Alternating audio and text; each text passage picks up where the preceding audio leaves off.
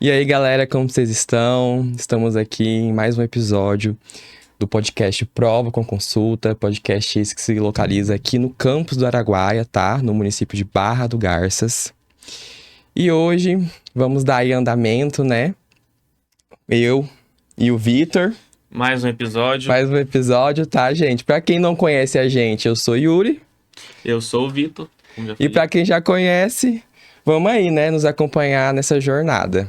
E assim, pessoal, antes da gente dar início, a gente quer que vocês, quem se interessa aí pelo nosso conteúdo, gosta da gente, siga, comente, entendeu? E dá o seu like aí no nosso canal do YouTube, tá? Podcast Prova com Consulta. A gente também tem o nosso Instagram, é o mesmo nome. Siga lá a gente também para você estar acompanhando, ver as publicações. E se caso você queira acompanhar em forma de áudio, a gente também está no Spotify, beleza? Com o mesmo nome, Podcast Prova com Consulta. E vamos lá, né? Dar início a esse episódio de hoje. Estamos aí em final de ano. A gente tá com aquela ansiedade para comer um salpicão, uma carne assada, um arroz com passas, um pavê. E você, Vitor, tá ansioso para isso ou não? Tô ansioso. Tirando a parte do arroz com passas, que eu não sou muito chegado. Não vejo a hora de viajar pra minha terra, meu interior. Tô ansioso pra caramba. Hoje o nosso episódio, nosso 24º episódio, salvo engano, nosso podcast Prova com Consulta. Hoje, o nosso tema é o uso de conservantes nos alimentos, né? Com a nossa professora Karina. Né? Eu vou ler um pouquinho da trajetória da professora até aqui, digamos assim, né? A nossa convidada de hoje possui graduação em Ciências e Tecnologia de Laticínios pela Universidade Federal de Viçosa, mestrado em Ciências e Tecnologia de Alimentos pela Universidade Federal de Viçosa também, doutorado em Tecnologia de Alimentos pela Universidade Estadual de Campinas, Unicamp, e pós-doutorado em Ciências de Materiais pela Universidade Federal do Mato Grosso, UFMT. Atualmente é professora titular da Universidade Federal de Mato Grosso, integrante da Liga Acadêmica de Farmácia, LACIFAR, possui mais de 30 artigos completos publicados em periódicos, e tem experiência na área de ciência e tecnologia de alimentos, atuando principalmente nos seguintes temas, como a ciência e tecnologia de produtos lácteos, probióticos, microencapsulação de compostos bioativos dos frutos cerrados, microbiologia de alimentos e desenvolvimento de filmes e indicadores de qualidade. Com vocês, a nossa professora, doutora Karina da Silva Chaves. Olá, pessoal. Obrigada pelo convite, né? É uma grande satisfação estar aqui participando do Prova com Consulta. Sempre que dá, assisto os episódios, né? Eu acho super interessante, eu acho que é uma dinâmica, uma conversa muito legal para levar para a sociedade de uma forma geral, né? E os curiosos, né? Assim, temas diversos, né? Dentro de áreas bastante distintas, né? E também para o pessoal conhecer um pouquinho da UFMT. Né? Com certeza, professora. Bom, para iniciar, vamos começar de onde tudo começou, professora. A gente quer saber agora, antes da gente chegar no tema central do nosso podcast de hoje, eu gostaria de saber um pouco sobre a sua trajetória, né? Sobre formação acadêmica e sobre como a senhora veio parar aqui na Universidade Federal do Mato Grosso, né? Que a senhora é de Viçosa, não é isso mesmo? Isso. Então, então, eu gostaria de saber como que a senhora chegou até aqui na Universidade Federal do Mato Grosso. Certo.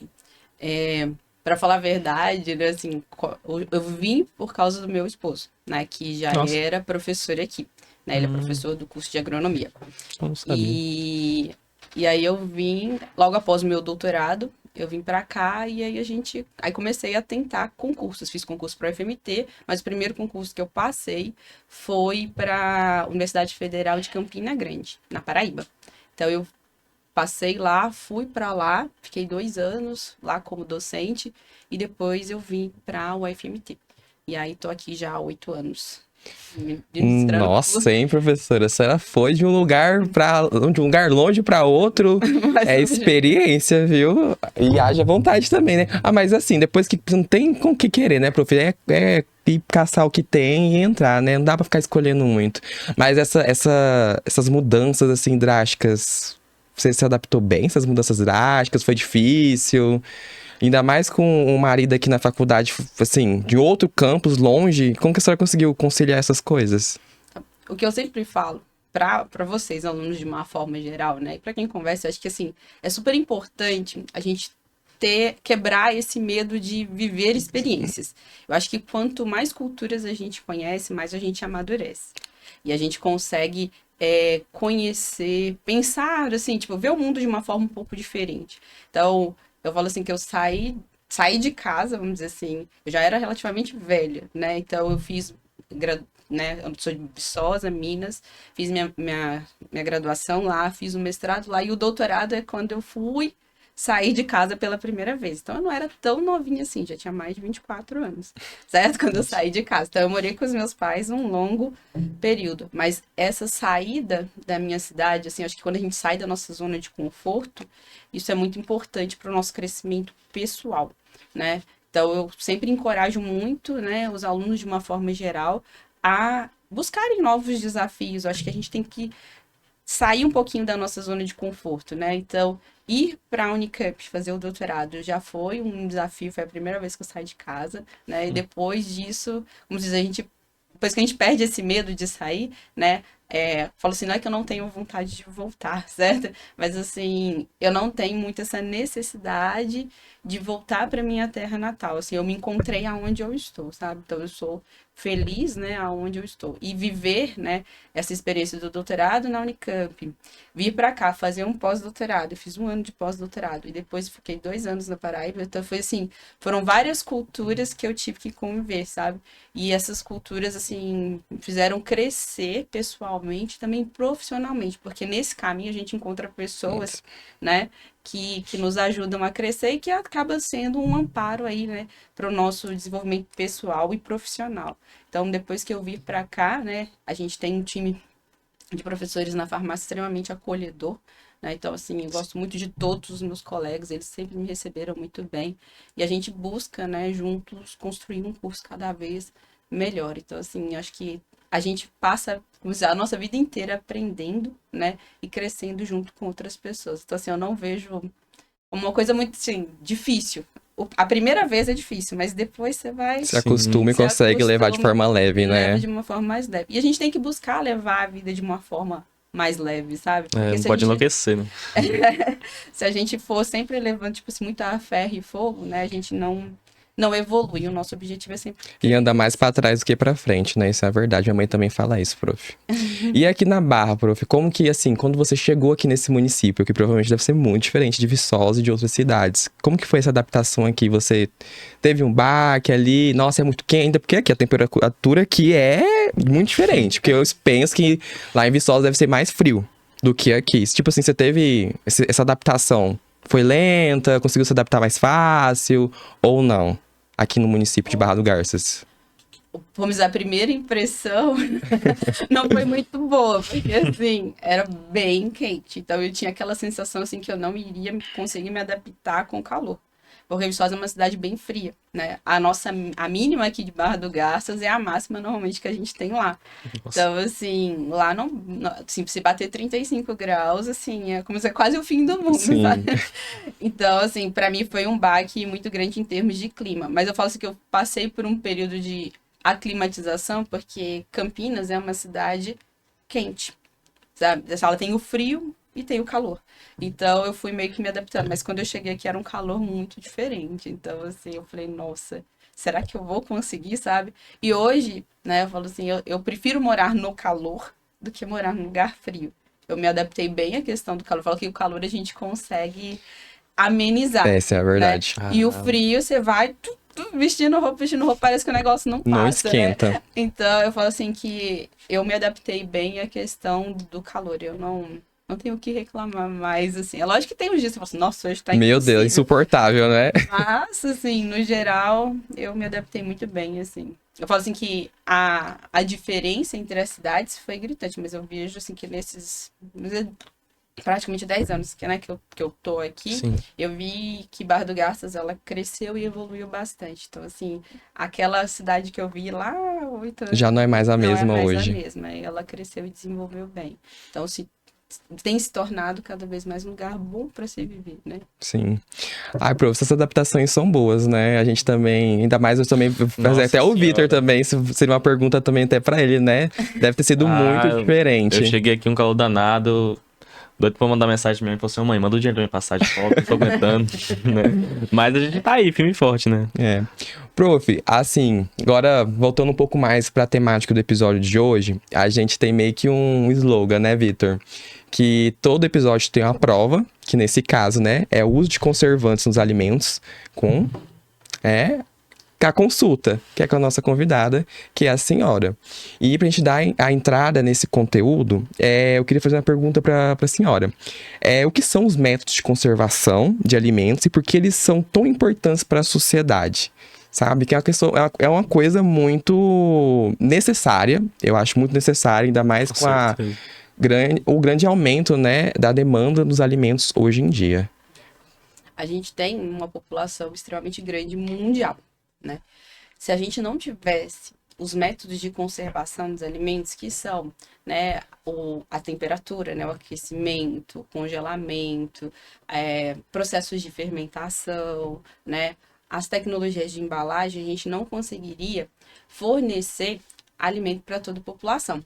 Então, os métodos de conservação, a aplicação dessas tecnologias de conservação, elas buscam, né, garantir que o alimento ele tenha uma vida útil prolongada.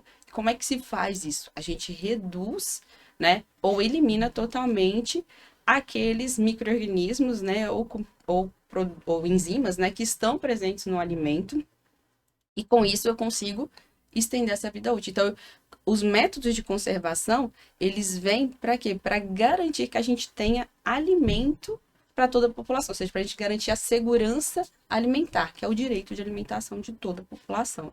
Então, hoje vai ser legal a nossa conversa, porque a gente vai tentar desmistificar algumas coisas, né? Porque muitas vezes as pessoas não entendem a importância dos métodos de conservação, né? E eles são assim, são métodos milenares, né? O aquecimento, a fermentação, né? O congelamento são métodos assim que são aplicados há muito tempo, né? E são formas da gente conservar ou transformar o alimento para que a gente tenha um maior tempo, né, de uso ou usos distintos de uma matéria-prima. E eu acho que essa é uma coisa bem interessante, prof. Porque são coisas milenares, né? E hoje esse advento da internet trouxe uma desinformação muito grande, entendeu? Exatamente. Coisas antigas que vêm há muito tempo acompanhando a humanidade, hoje são distorcidas por uma simples opinião que se entra na internet e alcança um público, e esse público não tende a caçar se é verdade ou mentira. Sim. Tende a absorver como uma verdade, sabe? Ainda fazem o hábito de divulgar, né? Ainda o que mais piora pode ainda ser mais, né? verdade. Porque como você falou, além de dar esse aumento na vida útil do alimento que é necessário, a segurança também. Porque hoje a gente tem muitos casos de intoxicação alimentar devido a isso, entendeu? A produtos mal conservados, entendeu? Principalmente, às vezes a gente pensa só em relação a restaurantes, mas a gente também pode ter isso em mercados, entendeu? Por uma má conservação, principalmente de frios, sabe? Eu acho muito interessante a gente conversar isso hoje para essas pessoas que forem assistir esse episódio, ter essa ideia de procurar. Será que isso é verdade? Será que isso é mentira? Porque são processos simples, que a gente mesmo faz em casa e que as pessoas nem tendem a pensar nisso, né? Sim. E às vezes também, principalmente assim, na minha região tem muito isso, né? Ainda mais o público leigo. As pessoas mais simples, digamos assim. E não tem a ciência do que é e às vezes acaba julgando de uma forma complicada, digamos assim. A professora vai até comentar isso, eu acho. Daqui a pouco. Dando continuidade, professora, do início, digamos assim, quais são os principais métodos tradicionais dessa conservação de alimentos? O principal método, né, de conservação que é aplicado, vamos pensar tanto de forma em casa, né, caseiro, quanto também do ponto de vista industrial, né, é a temperatura, a aplicação de calor e frio. Então, o nosso método de conservação mais aplicado é o calor, né? Porque o calor é o método mais eficiente que a gente tem aí de eliminação de micro-organismos, né? Cada alimento, né, ele vai ser submetido a uma temperatura e um tempo para eliminar um micro-organismo patogênico, que o nosso objetivo é garantir a segurança do alimento, ou seja, que ele não cause nenhum risco à saúde do consumidor, né? Então, quando a gente prepara o alimento em casa, né, a maioria deles passa por processos de cozimento, né? E depois do cozimento, o que a gente faz? A gente coloca ele na geladeira. Então, a gente faz um outro processo de conservação, que é o uso do frio, né? Uma coisa que a gente não pode confundir, porque o frio, né, o resfriamento, né, colocar lá na parte de baixo da geladeira, ou a gente congelar, ele não vai eliminar se tem algum contaminante no seu alimento, ou seja, se vai ter algum micro-organismo ali que vai fazer com que você passe mal posteriormente. Então, são métodos que auxiliam, ou seja, vão retardar, certo? O desenvolvimento do micro-organismo, mas não vai fazer com que ele deixe de existir. O único que vai garantir isso aí vai ser o calor, a aplicação de calor. E a gente tem diferentes formas de aplicação de calor nos alimentos, né? Em caso, o que a gente mais usa é o cozimento, né? Usando água como uma forma de geração de calor. Mas na indústria a gente tem outros métodos, né? Na indústria a gente pode usar processos de pasteurização, esterilização, né? E o principal usado hoje é a esterilização UHT, né? Que é o uso da ultra alta temperatura, esse, né, é o mais eficaz que a gente tem, que a gente chama de esterilização comercial, que estende a vida útil aí do produto bastante, quando comparado, por exemplo, à pasteurização. A gente tem métodos, por exemplo, de secagem, né, que é a desidratação, que são os produtos desidratados. A gente tem os produtos enlatados em calda, que passam por um processo de esterilização. Bem, assim, pensando na temperatura como método de conservação, a gente tem infinitos métodos. São métodos, vamos dizer assim, tradicionais, que a gente chama de métodos convencionais, usados pela indústria. São bastante consolidados, né, e seguros, né? Aí, além deles, a gente vai ter outros tipos de métodos. Isso é uma das seguintes perguntas, né, prof? Quais são esses métodos? Você citou os métodos tradicionais, mas a gente sabe que tem métodos surgindo constantemente. Quais seriam esses métodos modernos que a indústria está tentando aplicar, ou se há indústrias que já aplicam eles? Na verdade, assim, quando a gente usa o termo moderno, fica até meio assim, que são métodos que já vêm sendo estudados há bastante tempo, que a gente chama de métodos de conservação não convencionais, que a maioria deles são métodos não térmicos, né? Por que se busca métodos não térmicos? Porque o calor, né, ele gera alterações na característica do produto, né? Pode ser alterações do ponto de vista nutricional, a gente pode ter perda de alguns nutrientes dos alimentos, como também na característica estrutural, de estabilidade desse produto, né? Então, os métodos que a gente chama de modernos, né, que são os métodos não convencionais, eles buscam aplicar tecnologias que não gerem calor, mas que tenham a mesma eficiência de um método térmico. Então, dentre esses métodos que a gente tem a ultra alta pressão, que é o método que tem sido amplamente estudado, porque ele é um método não térmico, ele garante a característica assim, do alimento, dando a ele características muito associadas ao alimento fresco, certo? Dá uma ideia assim, de um alimento mais in natura, né? Mas ele tem lá as suas limitações, né? Em questão de ser aplicado somente para alimentos líquidos, né? Então a gente tem limitação qual tipo de alimento que pode ser aplicado. Mas, assim, dos que têm sido mais estudados e que têm ganhado espaço de mercado, né, do ponto de vista de ser implementado na indústria, é a ultra alta pressão. Mas a gente tem outros métodos, né, que é o campo elétrico pulsado, a gente tem a aplicação de métodos de micro-ondas, né, porque você vai aplicar tempos, né, menores sobre o alimento, né, que garantem essa redução dos micro-organismos. Mas, muitas vezes, você vai ter que combinar com outro método. E qual que é o método mais usado, muitas vezes, para combinar com aqueles que não fazem a eliminação total dos micro-organismos? Normalmente vai ser o resfriamento ou o congelamento, né? Aí a gente pode combinar também com outros métodos, mas pensando em aplicação como se fosse o calor e o frio, né? Os métodos não térmicos seriam como se fosse o calor e o frio seria o complemento para aumentar essa estabilidade. Mas a gente pode aumentar a estabilidade de um alimento, né, pela adição de sal, né? Que são os alimentos que passam por processo de salga, né? Que são o charque, a carne seca, né? Tudo que você tira a água do alimento, né? Isso aumenta a sua estabilidade, ou seja, aumenta a vida útil desse produto. Então, a gente tem o uso, por exemplo, de caldas, né? Que a gente mexe em equilíbrio osmótico, né? Então, os doces em calda, né? É a combinação de calor, né?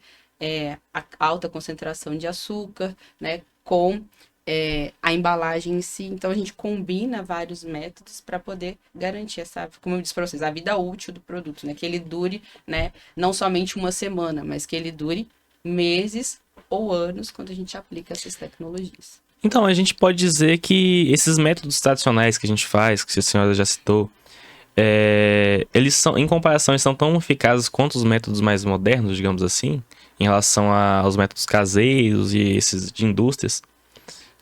Ó, qual que é a diferença que a gente tem entre um método caseiro e um método industrial? É basicamente a condição de higiene, né? O local de preparo, a questão dos utensílios e também a gente garantir essa eficiência desse tratamento térmico que a gente vai aplicar. Não é que o caseiro não é seguro. Ele vai ter a sua segurança sim, mas tem vários fatores, principalmente associados à higiene de processo, que acaba fazendo com que, às vezes, um produto caseiro dure menos, né? E uma outra coisa que a gente vai discutir, né, mais para frente aí na nossa conversa, é a questão do... eu esqueci o que eu ia falar. Então, ficar tranquila. Não, eu perdi o foco, assim, ó, da Dos conversa. mitos. Dos mitos. Mas, assim, uma outra coisa que a gente vai acabar discutindo quando falar dos métodos caseiros em si, é porque a indústria ela tem um controle muito grande sobre o processo, e outra, ela é fiscalizada, né? Então, a gente tem órgãos fiscalizadores que vão garantir o quê? Que a gente tenha, né? Que o produto chegue ao consumidor de forma inócua, ou seja, que ele seja seguro, não vai ter nenhum risco de contaminação. Pode acontecer? Sim, né? Falhas existem, né? Mas, assim, eu falo em termos de confiabilidade, por a gente ter uma fiscalização muito grande, né? A indústria, o produto industrializado, ou seja, que passou por algum processamento, né? Ele acaba dando ao consumidor uma maior segurança. Mas uma coisa que eu sempre discuto também com os alunos em aula é que, assim, a indústria, ela garante o produto, mas a gente também tem que conservar depois que a gente compra, né? O próprio local que vende, depois que a gente compra, a gente tem que manter aquela característica. Se é um produto que tem que ser mantido congelado, né? Eu falo, ninguém faz isso, né? Não, ninguém é mentira, né? Porque vai que alguém faça, né? Mas assim, é muito raro alguém fazer. Você vai para o supermercado e vai levar lá uma bolsa térmica para você botar todos os seus produtos que são congelados ou resfriados e chegar em casa e botar isso na geladeira ou no congelador. Raros são os casos de pessoas que fazem isso, né? Então, quando a gente pega lá, vai fazer compra no mercado, a primeira coisa que a gente passa vai ser lá na seção de frios e bota no carrinho, a partir dali você já está quebrando a cadeia do frio do produto. Né? Então, se você é um produto que precisa do frio, o micro-organismo está ali, ele vai começar a crescer. Então, se ele duraria 3 meses, ele vai durar, às vezes, 2 meses. Aí falar, mas a culpa é da empresa. Não, muitas vezes não. Né? Ela mandou o produto com aquela característica que era exigida, né? Mas como a gente quebra a cadeia do frio, ou depois você chega lá na sua casa, abre o produto, ele tem que ser conservado em geladeira, você deixa ele lá do lado de fora e vai querer que ele dure o mesmo tempo, né? Então, assim, a indústria, ela tem um respaldo muito grande, assim, em termos de legislação, porque ela bota tudo no rótulo, né? Eu brinco com os alunos de uma forma geral. Vocês leem rótulo do alimento? Porque ela tem tudo, desde como você prepara, ao tempo que ele vai durar se ele estiver fechado, e o tempo que ele dura depois de aberto. Então, assim, ninguém olha muitas vezes essas informações que estão ali, que são obrigatórias por lei, né? Então, a indústria, ela tem, como diz, ela tem esse, como se diria assim, ela busca, né, atender todos esses requisitos que a lei estabelece para ela, porque senão ela não consegue se manter no mercado, né? E qualidade é uma coisa que a indústria, se ela quer se manter no mercado, ela vai buscar fornecer sempre produtos de qualidade. Prof, eu notei que você falou bastante questão de água, né, em relação ao alimento, e eu trouxe, assim, até pra você explicar pro pessoal, porque às vezes você estudou toda essa questão da água com o alimento, né? Porque ela é um fator muito importante, né? Em questão da água livre do alimento para o crescimento de micro-organismos, né? Então, só para você dar essa explicada, porque às vezes as pessoas, nossa, água com alimento, às vezes as pessoas não conseguem associar, né? Será que é o que é água fora? O que tem a ver, O que, que tem a ver? Mas acho que isso é um dos maiores fatores, né? Que tem que ser Exatamente. controlado, né? Está muito relacionado também com a questão da utilização da altas temperaturas e do resfriamento ou congelamento. Você poderia estar explicando, professora, para nós essa questão, desse relacionamento com essa água e o alimento e o crescimento de micro-organismos? Os alimentos, de uma forma geral, né, tanto produtos, né, de origem animal, né, vamos pensar leite, carne, ovos e os de vegetais, as frutas, né, hortaliças, eles têm uma grande quantidade de água, né, que a gente chama de água livre, né, que é aquela água que está disponível ali para o crescimento de micro-organismos e também para reações químicas, né, que aí, quando, por exemplo, um alimento escurece, né? Você partiu lá uma maçã e ela fica exposta ali rapidamente, o que ela escurece. Esse escurecimento é por quê que acontece, né? Ele acontece por causa tem o fator água, é um processo de oxidação que acontece por extravasamento de enzima. E a enzima, ela tem o quê? Condições ótimas para poder estar gerando essas alterações no produto. Então, a água, quando eu tiro a água do meu processo, então vamos supor, o que é tirar a água do meu processo? É fazer um produto desidratado, é fazer uma secagem, por exemplo. Outro processo também que a gente tira a água do alimento é a liofilização, que é um outro processo de secagem também, tá? Então, são processos, quando eu tiro a água do meu produto, o micro-organismo não consegue crescer. Por quê? Ele precisa de água para crescer. Então, ela não tem a água disponível, né? E as enzimas também precisam de uma quantidade de água. Então, a atividade delas tende a reduzir. Então, eu vou parar, quando eu tiro a água do meu produto, eu paro, né, o crescimento do meu micro-organismo. Se eu forneço a água de novo, né, eu já vou fazer o quê? Promover o quê? Essa reativação, vamos dizer assim, do crescimento do microbiano e até mesmo da ação da enzima, né?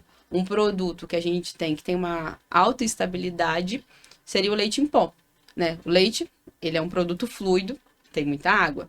Quando eu faço o processo de secagem do leite, né, eu tiro toda a água, ele vira um pó. A quantidade de água do leite em pó é extremamente baixa. Então, ele fica um produto estável por um longo período, né? Então, você pode abrir e tal, esse produto.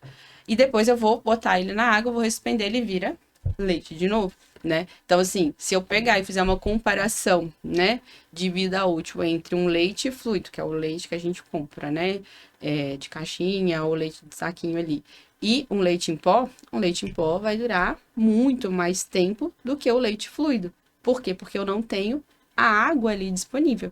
Mesmo eu aplicando métodos de conservação, né, aqui a ausência da água faz com que ele tenha maior estabilidade, ou seja, dure mais tempo do que o outro que eu não tirei a água do meu processo. Sim.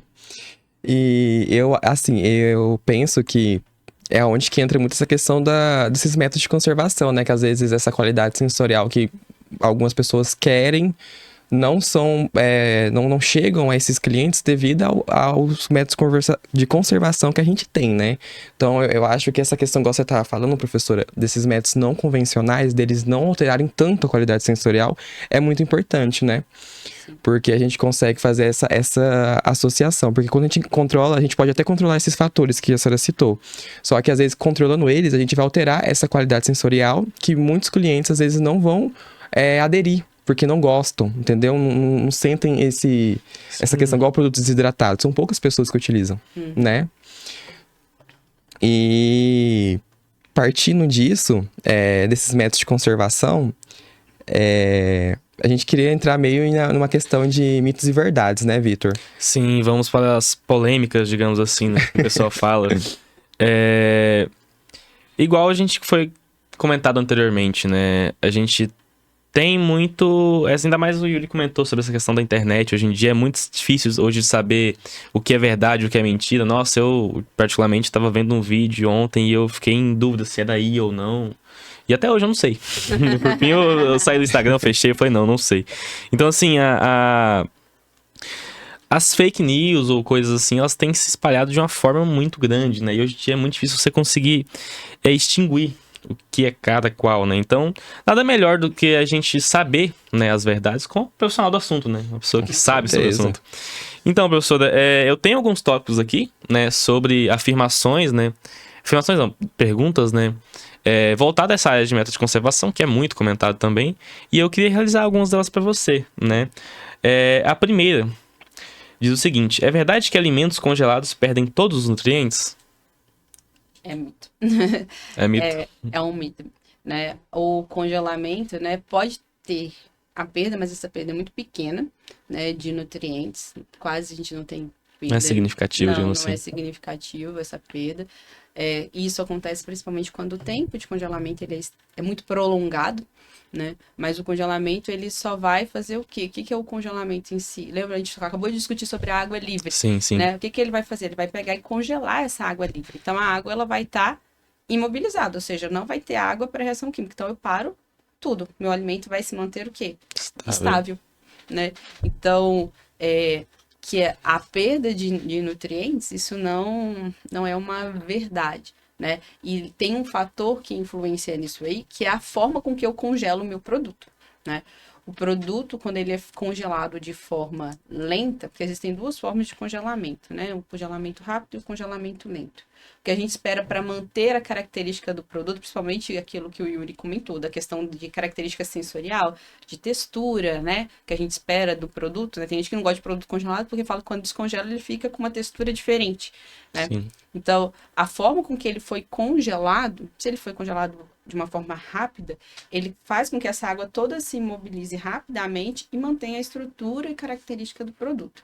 Se ele é congelado de forma lenta, isso aí já pode mexer um pouco na estrutura, principalmente textura desse produto. Então, o congelamento em si, ele pode mudar, às vezes, aspectos sensoriais. Do ponto de vista nutricional, perder nutrientes, isso acontece, assim, é muito pouco. A gente perde muito pouquinho. É muito baixo, né? Que chega a ser muito insignificante. baixo, E também vale, né, lembrar que da mesma forma que tem um processo correto de fazer o congelamento, né, prof, que é o mais ideal seria o rápido, a gente também tem um processo correto de descongelamento, Isso. né, que também afeta muito a questão da qualidade sensorial. Você poderia explicar como que é essa forma correta de fazer esse descongelamento de um produto? O descongelamento dos alimentos ele tem que ser feito de forma lenta, né? A gente tem que congelar rápido e descongelar devagar. Eu não posso pôr na água pra poder descongelar mais rápido. Não. Nossa. O ideal, né, é que a gente, por exemplo, você tem lá a sua carne congelada, né? Sim. Você pegue no dia anterior e coloque dentro da geladeira, ainda sobre uma temperatura mais baixa, que ele vai descongelando lentamente. Porque se você descongela ele muito rápido, o que vai acontecer? A gente vai perder essa água livre muito rápido. Então vai ficar um produto mais seco, ele vai perder aquela suculência, principalmente carne, né? Tem uma perda de suculência quando você faz o descongelamento rápido. Vamos, você pega lá, põe lá no micro-ondas, porque o micro-ondas, além dele descongelar a água, ele pode iniciar um processo de cozimento. Então, você já muda totalmente textura, vai mudar totalmente a característica que você espera daquele produto, né? Todos nós temos uma expectativa em relação a algum tipo de alimento, né? Então, se você faz por exemplo, um descongelamento de forma rápida para acelerar lá o processo, então você pode mudar, né, a característica de textura que você esperava daquele. E às vezes é muito recorrente a culpa cair sobre o pessoal do açougue, você né? comprou, né? Nossa, Exatamente. meu Deus, essa carne ruim. Sempre os Esse outros. povo fez isso. Não, gente, eu acho que é uma coisa que acontece bastante. É muito recorrente. Você é o culpado, não ou quem te vendeu a carne, né? Essa falta de você pesquisar uma maneira uma maneira melhor de fazer aquele processo. Prof, e o próximo mito ou verdade, eu acho esse aqui que acho que é bem recorrente. É isso aí. O uso de conservantes químicos é sempre prejudicial à saúde ou há exagero nesse mito? É um exagero, né? A gente tem legislações específicas, né? A gente tem a legislação de aditivos alimentares que estabelece, né, a quantidade máxima que é permitida de diferentes tipos de aditivos nos alimentos, seja conservantes, seja os edulcorantes são os adoçantes, seja corantes. Então, tudo é estabelecido por lei. Então, a gente tem um exagero muito grande quando a gente pensa assim, o alimento é cheio de conservante. Às vezes as pessoas não sabem diferir o que é um conservante, do que é um estabilizante, do que é um emulsificante, né? Tem produtos que vão ter tudo, né? Vão ter vai ter os conservantes, os estabilizantes, emulsificantes, edulcorantes. Então, pode ter vários ingredientes ali. E aí, isso leva, às vezes, as pessoas a acharem que, nossa, esse produto tem muito conservante. Às vezes, ele tem um ou não tem nenhum. Né? Porque qual que é o objetivo de eu aplicar um conservante no alimento, né? O conservante, ele entra como um aditivo, né, dentro do processo, e ele é adicionado para retardar ou inibir o crescimento de micro-organismos. Então, assim, dependendo do método de conservação que eu usei, vamos supor, eu fiz uma esterilização. Se eu fiz uma esterilização, eu vou ter eliminado meus micro-organismos. Eu não preciso adicionar nenhum conservante químico ou o que a gente fala um conservante sintético ou um conservante natural nesse meu produto. Então, assim, falar que todo o alimento ele tem conservante, isso aí já é um exagero, porque não é. Às vezes você aplicou só um método de conservação. E é um sensacionalismo muito aplicado Exatamente. na internet hoje em dia, né? Nossa. Muitas pessoas, às vezes, não tem nem o pingo de conhecimento e para se promoverem de uma forma muito grande, sabe que isso é um tema muito recorrente, né? Para as pessoas, ainda mais em relação à criança, né? Quando tá naquele processo de adaptar a alimentação, muita gente vem, igual uma coisa que a gente discutiu em sala, né, prof? Quais são os melhores e os piores alimentos para dar para criança, né? Então, eu acho que é muito aplicada essa questão de exagero sobre a utilização de conservantes. E eu penso que tem alimentos que são necessários usar certos conservantes, porque às vezes a gente vai pegar um alimento, eu gosto desse alimento desse jeito, porque ele tem certas características. Mas tá, para ter essas certas características e elas se manterem, tem que utilizar certos conservantes, porque senão não vai ter.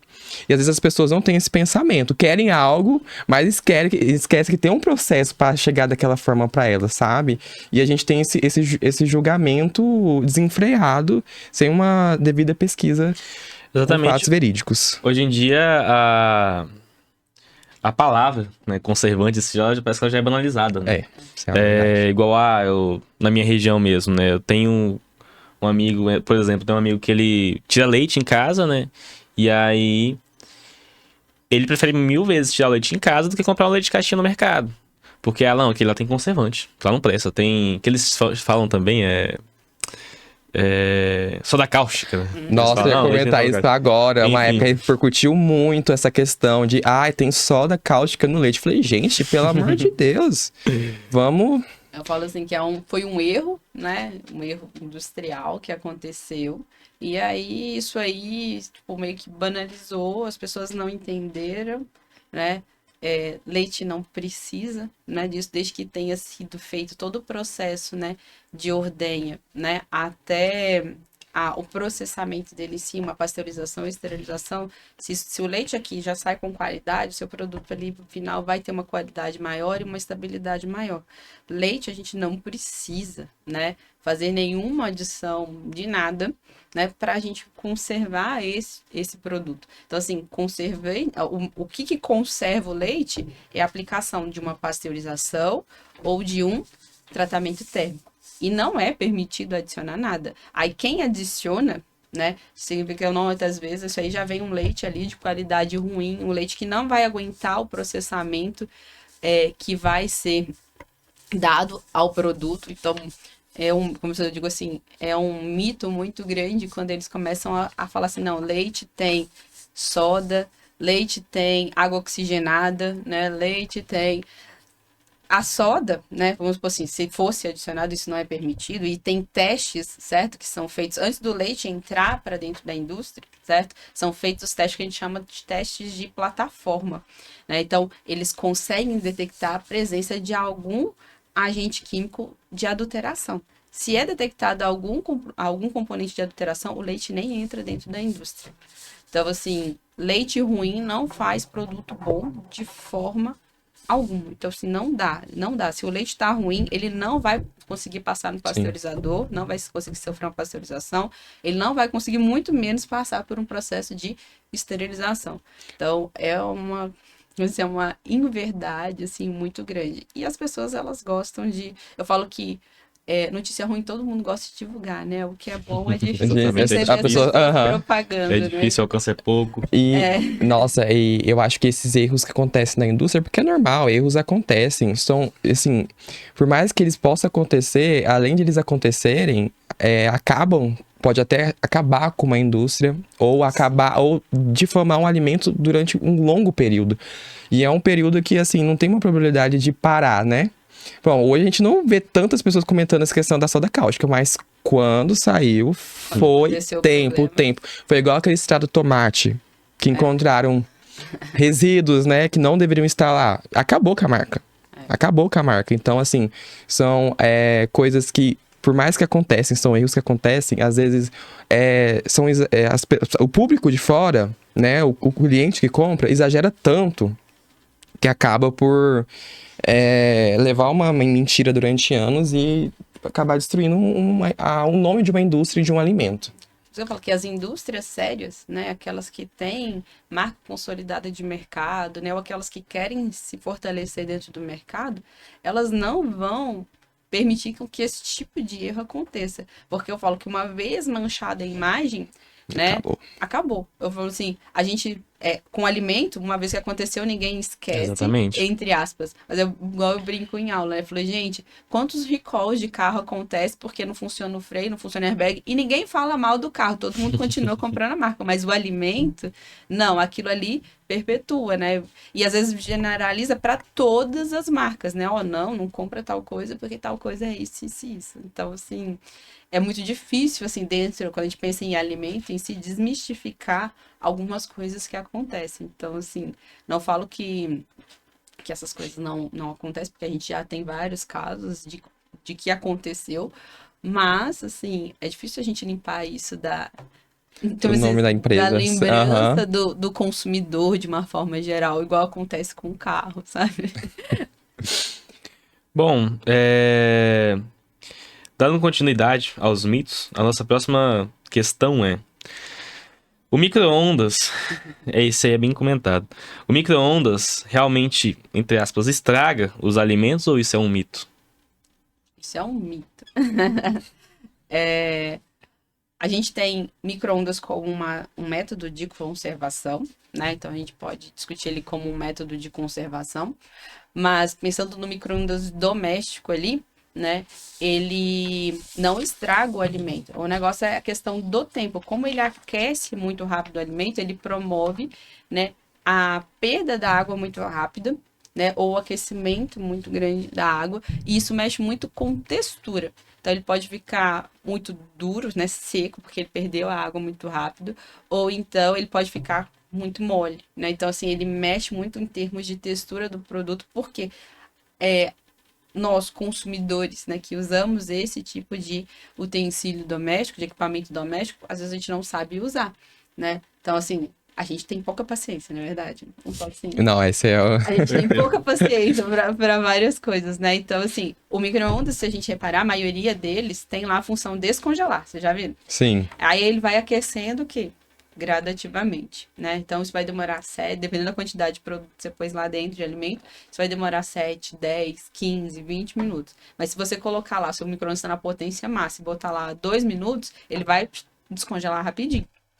Ou então ele vai aquecer muito rápido. Então, com esse aquecimento muito rápido, você vai fazer o quê? Você vai, né, mudar muito a questão de estrutura do produto. Pode acontecer algum tipo de degradação de componentes, mas assim, estragar, não. Ele estraga porque ele fica com uma característica totalmente diferente do que você O espera. sensorial ela não fica diferente, Fica né? diferente do que você espera. Onde novamente entra aquela questão que eu falei, né? É um erro nosso em casa, um preparo errado nosso em casa, que depois a gente reverberiza pro externo, né? Foi uma Exatamente. coisa de fora, né? Veio ruim de fora, mas não um erro que eu cometi em casa.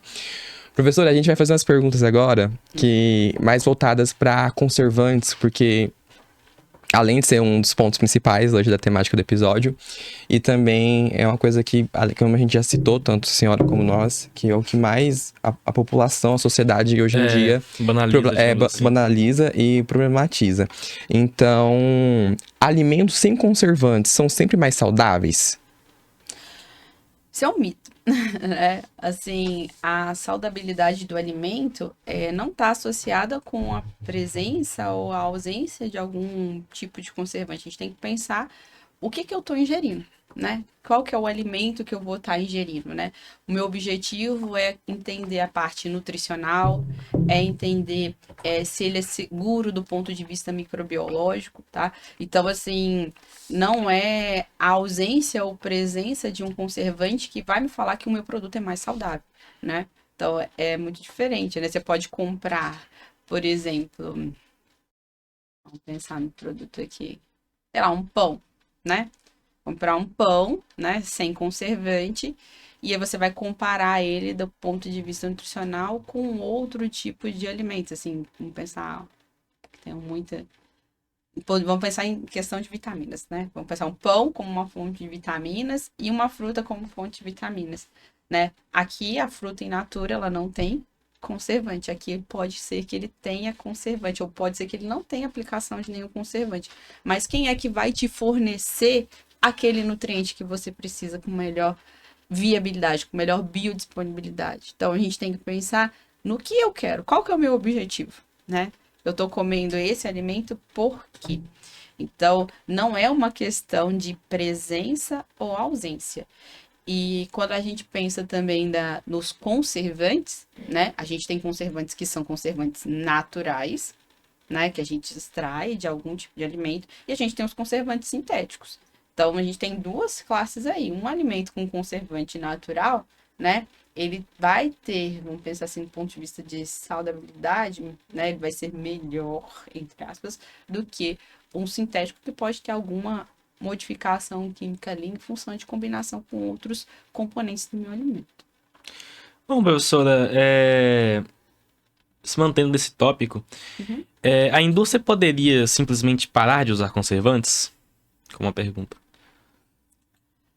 Olha, depende muito do tipo de alimento que você está utilizando, mas os métodos de conservação em si, né, a aplicação do calor, como a gente já citou várias vezes, o uso do frio, a gente tem outros processos, né, como atmosfera modificada, irradiação, os próprios métodos que eu falei não térmicos, alta pressão, são métodos que auxiliam, né, a redução ou não aplicação de nenhum tipo de conservante no alimento. Então, não necessariamente todo alimento precisa ter conservante. A gente tem vários alimentos no mercado que não tem nenhum conservante. Então, não é a presença do conservante não é um fator determinante para um alimento ter uma vida útil maior.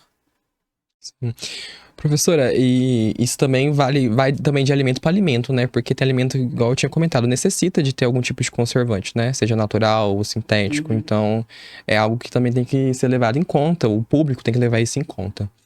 E eu acho, agora, essa aqui, até eu fico um pouco assim, né? Que eu fico curioso para saber, porque de tudo é o que as pessoas mais associam com os conservantes, né? Os Realmente. conservantes estão aumentando casos de alergia e câncer. É um mito, porque são raros os casos de conservantes, a gente está falando de conservantes, certo? Sim. De conservantes que causam algum tipo de alergia, certo? E também a questão da associação com o desenvolvimento de câncer, né? Dentre os conservantes aí, o que a gente pode destacar, né, falar sobre ele aí, é o nitrato e o nitrito que são adicionados em carnes processadas, como salsicha, presuntos, né, e linguiças, né?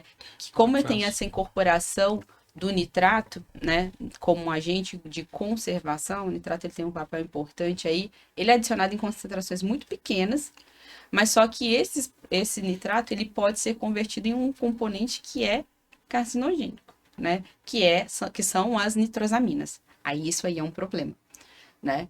Então, tanto que a gente tem uma polêmica muito grande em cima disso, né? Quando esses tipos de alimentos, né, bacon, os defumados, né, esses embutidos entraram, né, nessa discussão dessa temática de serem carcinogênicos, na verdade eles têm um potencial carcinogênico porque esse nitrato pode ser convertido em nitrosaminas em condições específicas, né? Então isso fez com que eles entrassem em uma classificação dentro de um grupo de componentes carcinogênicos, né? Porque tem evidências científicas que eles podem ser convertidos nesse componente. E esse processo de defumação, professora, quando é feito de forma caseira, também pode ocasionar na produção desses compostos tóxicos? Desde que tenha sido adicionado nitratos. Sim. É só porque fica, só às vezes, mas assim, então a gente sabe que isso também pode acontecer de forma caseira, né? Se tiver a adição desses nitratos. É só pra, às vezes, né, o público ficar ciente que isso é uma situação que pode ocorrer em ambos os lados, né? Sim, exatamente. Mais uma questão que eu te interessa saber.